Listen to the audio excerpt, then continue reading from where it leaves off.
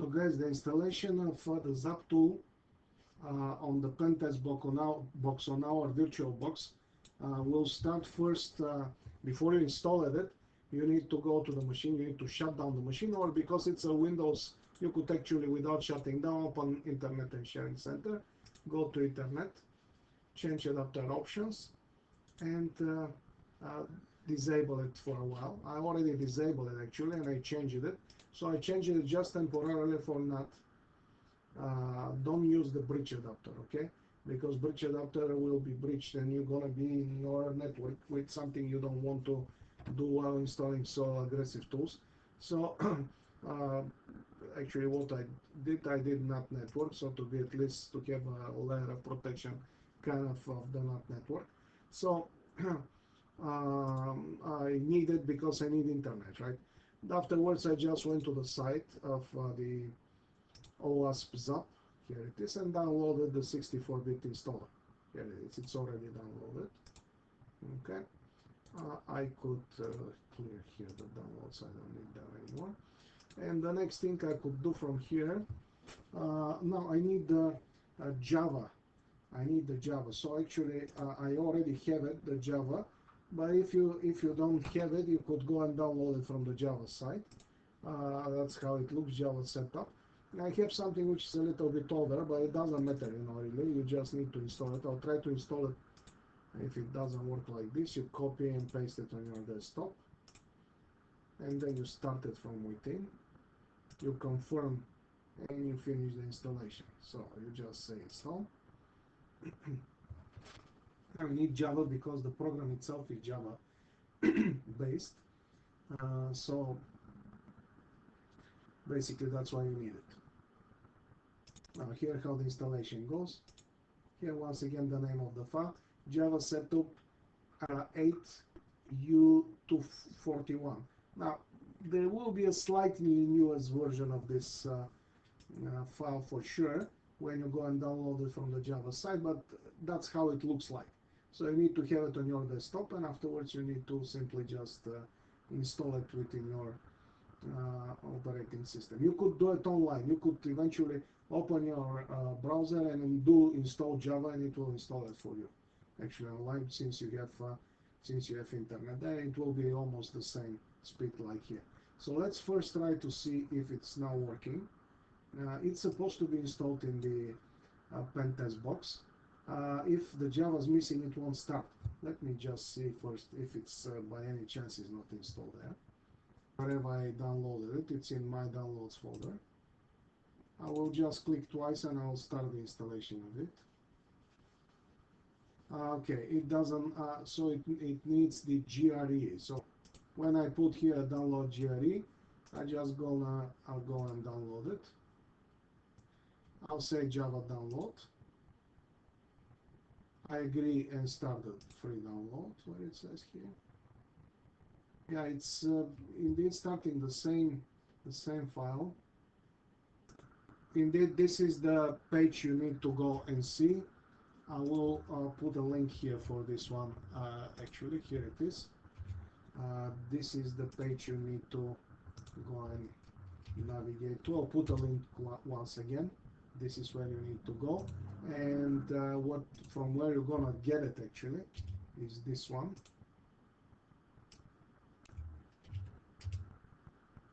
This is the one.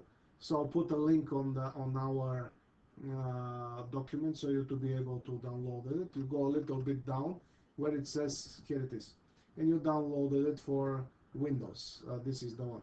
Now notice it's a tar.gz file, which means you need further afterwards to use 7-zip to unzip it. Okay, so I'm gonna download this one now.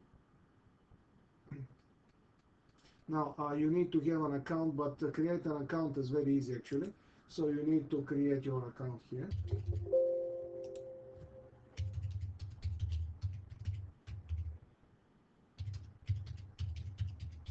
I already have one.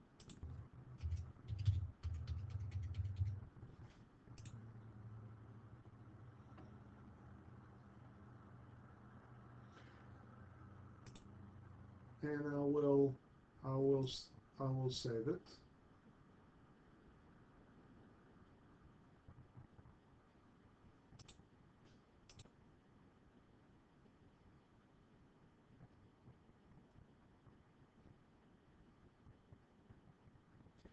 and I will navigate, here it is. So right click, and I don't have actually the 7-zip, so I need to download 7-zip here.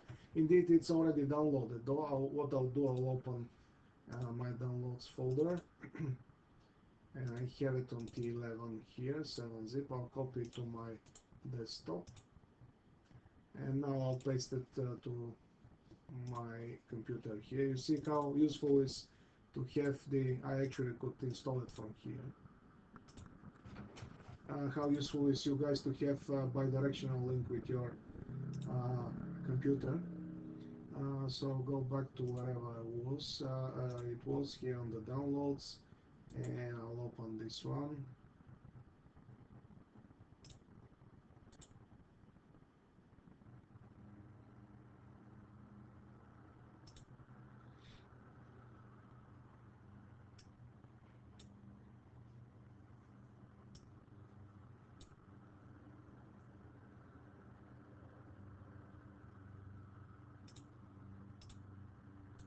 Open it again.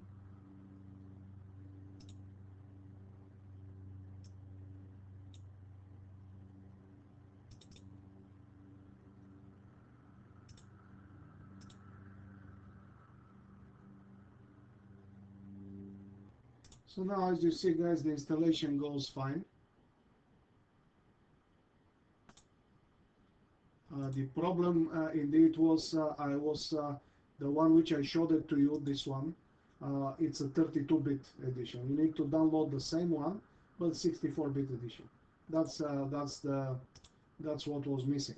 Okay, and then of course you could finish the installation of the, as of here it is. It's, as you see, it's just installing as we saw it on Kali. The same, exactly the same way.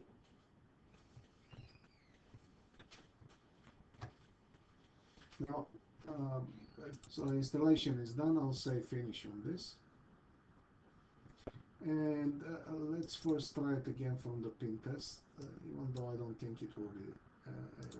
Here it is. It will start, and I could do then the same. Yeah, here how it starts. The installation pretty straightforward. As you see, it does most of the thing by itself. We said when you see this, it's good to say no, I don't want to persist this section at this moment in time. You know, you could do some of the others, just read them. I'll say start, and actually it is already there. So that's how it looks. So here actually the output will be done. Here the sites you're gonna have, so you could create a lot of the you could have a lot of sites and constantly, or maybe start batch you know, check. Okay, so that's the site after the change of the address. Indeed, actually the change would be to 50.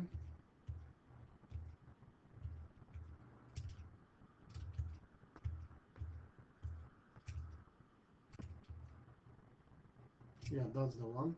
200 and so on and so forth. So that's the one. Let's copy again the and put it here. Okay.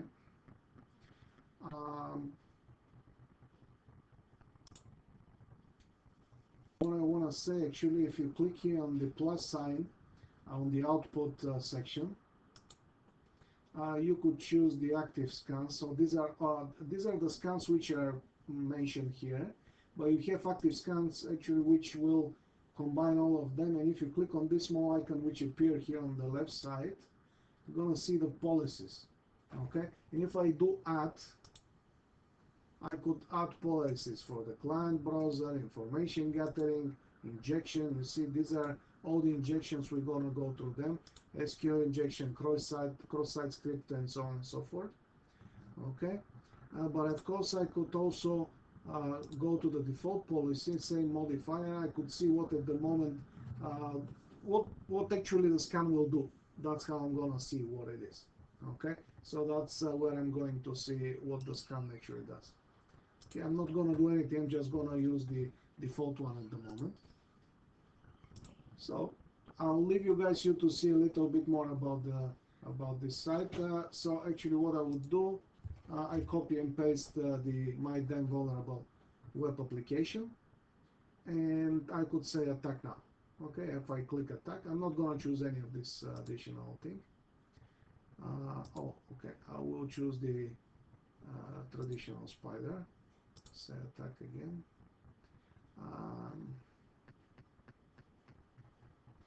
Yeah, it doesn't really like this one here.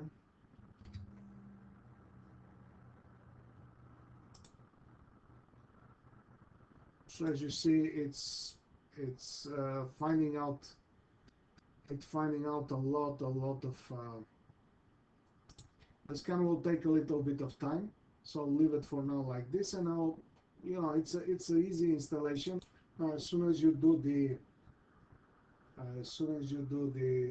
checking, you could eventually go and and check what are the alerts, and you could start working on them.